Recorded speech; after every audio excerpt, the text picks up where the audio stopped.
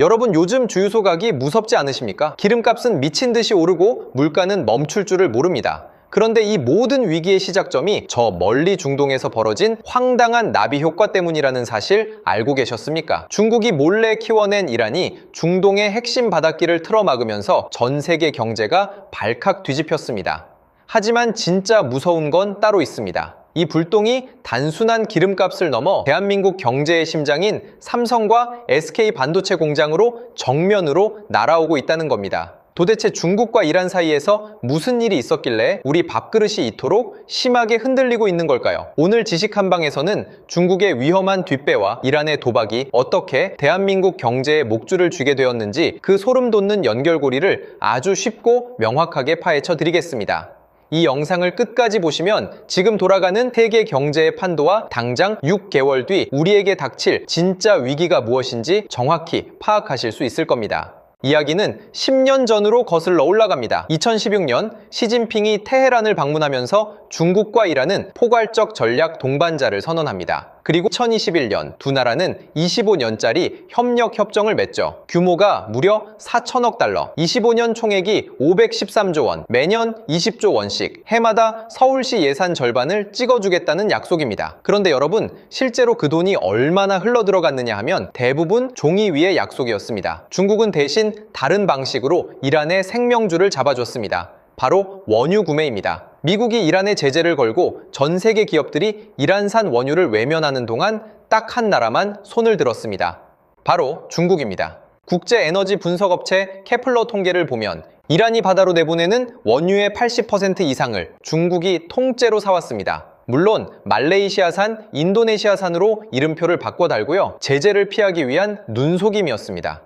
이게 이란 입장에서는 뭐겠습니까? 숨통이죠. 전 세계가 등을 돌려도 중국만 있으면 나라 살림이 돌아가는 구조입니다. 제재가 먹히려면 모두가 등을 돌려야 하는데 중국이라는 거대한 구멍이 뚫려 있으니 이란은 버텼습니다. 버텼고 군비를 쌓았고 결국 여기까지 온 겁니다. 중국이 이란을 키웠다고 해도 과언이 아닌 이유 이제 이해되시죠? 그런데 여러분, 이렇게 먹여 살린 이란이 정작 어떤 선택을 했는지 아십니까? 중국도 전혀 예상 못한 일이었습니다. 자, 그럼 이란은 그 돈으로 뭘 했을까요? 2월 28일 새벽 미국과 이스라엘의 공습이 떨어지자 이란은 즉각 방역에 나섭니다. 수백 대의 드론과 미사일이 중동 전역을 향해 날아갑니다. 바레인, 카타르, UAE, 사우디까지 걸프 지역 전체가 불바다가 됐습니다. 그런데 여러분, 이 드론들을 뜯어보면 기가 막힌 게 나옵니다. 이란의 주력 자폭 드론 샤헤드 136, 대당 3천만 원짜리 드론입니다. 이걸 분해했더니 안에서 뭐가 나왔냐 하면 미국 인텔 칩, 텍사스 인스트루먼트 칩, 독일 부품, 일본 부품, 캐나다 부품, 죄다 이란을 제재한 나라들 겁니다. 잠깐 이 상황이 얼마나 황당한지 생각해 보십시오. 미국이 이란을 고립시키겠다고 수십 년간 제재를 걸었습니다. 그런데 그 드론 심장부에 미국 칩이 박혀 있습니다. 독일이 이란 무기 수출을 틀어막겠다고 했습니다. 그 드론 몸통에 독일 부품이 들어가 있습니다. 제재란 게 결국 구멍 숭숭 뚫린 그물이었던 겁니다. 서방이 스스로 만든 부품으로 서방을 겨냥한 무기가 날아온 거고요. 그리고 그 드론이 실제로 해냈습니다. 미군의 조기 경보기 E3 센트리. 한 대에 4,500억 원짜리 전략 자산입니다. 그걸 3천만 원짜리 드론 한 대가 날려버렸습니다. 150대 1. 이란은 이걸 두고 현대전의 교과서라고 했습니다. 틀린 말이 아닙니다. 그리고 이 드론대가 중동 전역을 뒤흔들면서 우리가 전혀 예상 못했던 곳까지 불똥이 튀기 시작합니다. 여러분, 호르무즈 해협이 어떤 곳인지 한번 짚고 가겠습니다. 이란과 오만 사이에 끼인 좁은 바닷길입니다. 가장 좁은 구간이 불과 33km, 서울에서 수원 거리입니다. 그런데 이 좁은 길로 전 세계 원유의 20천연가스가 매일 지나갑니다. 하루에 유조선만 수십 척, 사우디, UAE, 이라크, 카타르, 중동 산유국들의 기름이 죄다 이 길로 빠져나가는 겁니다. 2월 28일 공습 직후 이란 혁명 수비대는 이 길목에 서서 무선으로 경고를 날립니다. 통과를 금지한다. 단 4글자입니다. 그런데 그 4글자 하나에 선박들이 멈췄습니다. 그냥 멈춘 게 아닙니다. 봉쇄 첫날 통행량이 평소의 70%가 사라졌고 3월 11일에는 하루 통행 선박이 전쟁 전의 4분의 1 토막까지 줄었습니다. 150척 넘는 배들이 해협 밖에 둥둥 떠서 눈치만 보고 있는 겁니다. 유가는 즉각 반응했습니다. 전쟁 직전 배럴당 71달러였던 두바이 유가 3월 23일엔 169달러를 찍었습니다. 한 달도 안 됐습니다. 2배가 넘게 뛴 겁니다. 여러분, 가스비, 난방비, 물가, 이게 다 연결돼 있습니다. 그런데 잠깐 여기서 가장 황당한 처지에 놓인 나라가 어딘지 아십니까? 바로 중국입니다. 이란 원유를 가장 많이 사줬던 중국이 정작 그 이란이 막아버린 바닷길 앞에서 발을 동동 구르고 있습니다. 게다가 우회로로 돌아가면 운송비가 최대 80%까지 뜁니다. 부동산은 이미 무너지고 있고 여기에 원가까지 폭등하는 겁니다. 스스로 키운 이란이 스스로의 목줄을 죄어오는 이 상황, 중국이 어떤 선택을 했는지 보면 더 기가 막힙니다. 자, 여기서 가장 황당한 반전이 나옵니다. 이란이 호르무즈를 틀어막으면서 한 가지 조건을 내겁니다. 통과하고 싶으면 중국 위안화로 내라.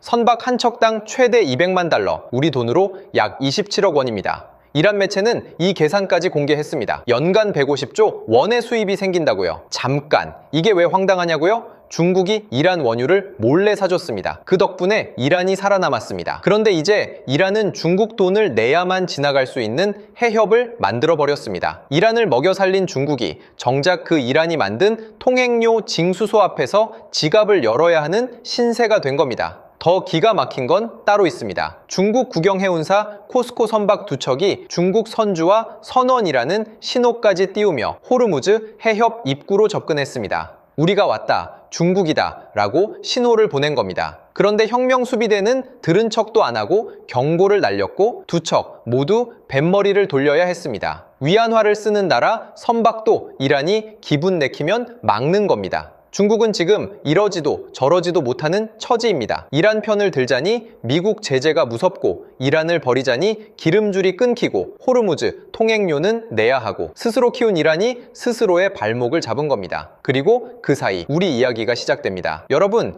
잠깐 이란의 공격이 어디를 향했는지 한번 보십시오. 바레인의 담수화 시설이 이란 드론에 맞았습니다. 그거 아십니까? 사막 한가운데 있는 중동 나라들은 강이 없습니다.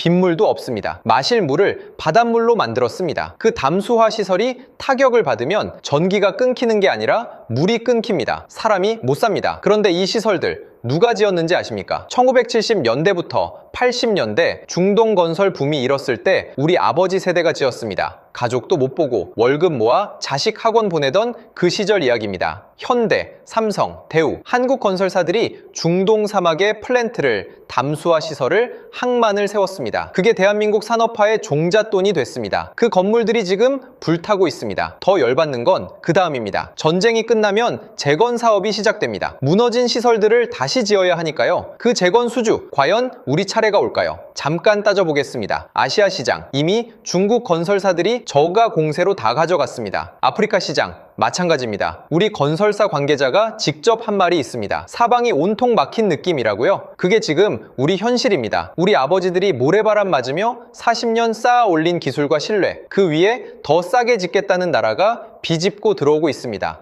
더 싸게, 더 싸게, 그 한마디 앞에 40년이 밀리고 있는 겁니다. 우리 아버지들이 지어 올린 것들이 지금 불타고 있고 그 재건의 자리에 누가 먼저 들어올지 벌써부터 그림이 그려집니다. 여러분 혹시 기억하십니까? 2021년 가을입니다. 전국 주유소마다 요소수 품절 딱지가 붙었습니다. 트럭 운전사들이 길바닥에 멈춰서고 소방차도, 구급차도 요소수가 없으면 못 달리는 상황이 됐습니다. 화물차 215만 대가 멈출 수 있다는 경고가 나왔고 정부가 비상대책 회의를 열었습니다. 이유가 뭐였냐고요? 중국이 요소 수출을 갑자기 틀어막아서입니다. 잠깐 생각해 보십시오. 이건 무기도 아닙니다. 요소입니다. 석탄에서 뽑아내는 가루 한 줌이 나라 물류를 통째로 멈출 뻔했습니다. 중국은 그 카드를 별다른 예고 없이 꺼냈고 우리는 속수무책이었습니다. 그런데 지금 중동 상황을 보면 이게 남의 얘기가 아닙니다. 호르무즈 봉쇄로 중동의 LNG 기반 비료 공장들이 타격을 받고 있습니다. 요소의 핵심 원료인 천연가스 공급이 흔들리는 겁니다. 생산에 차질이 생기면 중국은 언제든 또 그 카드를 꺼낼 수 있습니다. 국내 비축분이 부족해지는 순간 다시 그 주유소 품절 딱지가 붙을 수 있는 것이죠. 우리가 여기서 봐야 할 건 이겁니다. 중국은 이란에 돈도 줬고 기름도 사줬고 뒤에서 받쳐줬습니다. 그러다 미국 제재 압박이 거세지면 언제 그랬냐는 듯 조용히 빠집니다. 40년째 그래왔습니다. 실익 있는 쪽으로만 날아가는 철새 같은 모습이죠. 그런데 그 철새가 날개를 접는 타이밍에 우리한테는 꼭 청구서가 날아옵니다. 2021년이 그랬습니다. 중국이 슬그머니 손을 떼던 그 혼란의 틈바구니에서 공식 발표도 없이 통관을 막아버린 겁니다. 그리고 우리는 그때 속수무책으로 당했습니다. 그런데 이번엔 중국이 카드를 꺼낼 필요도 없습니다. 이란이 이미 다 해놨습니다. 가루가 아닙니다. 기체입니다. 눈에 보이지도 않는 그게 지금 우리 반도체를 조이고 있습니다. 그 기체의 이름은 헬륨입니다.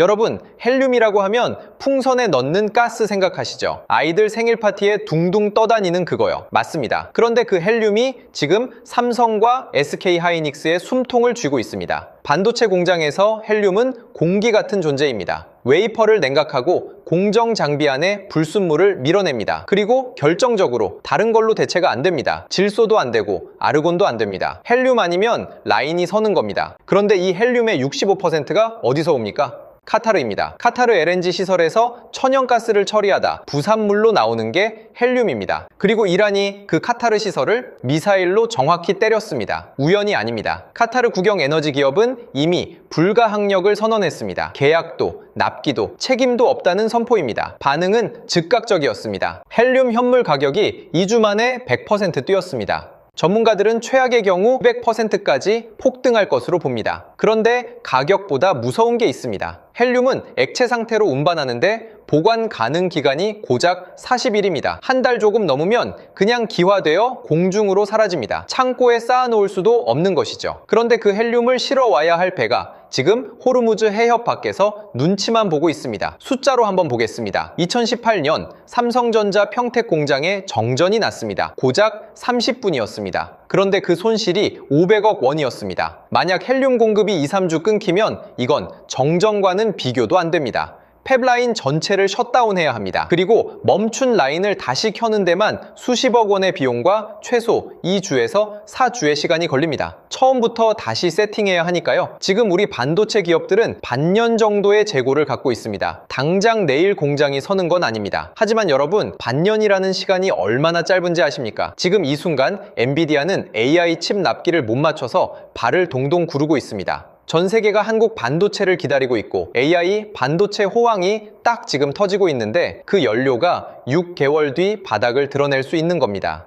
달리는 말에 연료가 떨어지는 격이죠. 중국이 이란을 키웠고 이란이 카타르를 쳤고 그 결과가 지금 우리 반도체 공장의 경고등으로 번지고 있습니다. 여러분, 오늘 우리가 따라온 이 길 한번 보십시오. 중국이 이란한테 돈을 약속했습니다. 기름을 사줬습니다. 이란은 그 힘으로 버텼고 드론을 쌓았고 호르무즈를 틀어 막았습니다. 유가가 2배 뛰었습니다. 카타르 헬륨 공장이 멈췄습니다. 그 불똥이 경기도 이천과 평택 공장 계기판 위에서 깜빡이고 있습니다. 중동에서 시작된 불씨가 우리 반도체 공장까지 오는데 단 5단계였습니다. 그런데 여러분, 이게 처음입니까? 2021년 가을 요소수 대란 기억하십니까? 그때도 똑같았습니다. 중국이 석탄 수출을 조이면서 요소 생산에 차질이 생겼고 그 가루 한 줌이 대한민국 물류를 통째로 멈출 뻔했습니다. 그때 우리는 몰랐습니다. 요소가 뭔지도, 그게 어디서 오는지도 막히고 나서야 알았습니다. 3년이 지났습니다. 그래서 뭐가 바뀌었냐고요? 요소 수입 중국 의존도 지금도 90%입니다. 헬륨 대안 공급선은 미국에도 호주에도 있습니다. 안 터졌으니까 안 바꾼 겁니다. 우리는 늘 그랬습니다. 불이 꺼지면 소화기를 내려놓습니다. 요소수 맞았습니다. 헬륨 또 맞았습니다. 다음엔 니온일 수도 있고 크립톤일 수도 있습니다. 반도체 공정에 들어가는 특수가스만 수십 종입니다. 그 하나하나가 죄다 단일 공급선에 묶여 있습니다. 판은 또 뒤집힙니다. 그때도 우리는 막히고 나서야 움직일 겁니까? 아니면 이번엔 먼저 움직일 겁니까? 여러분이 생각하는 다음 카드 댓글로 남겨주십시오.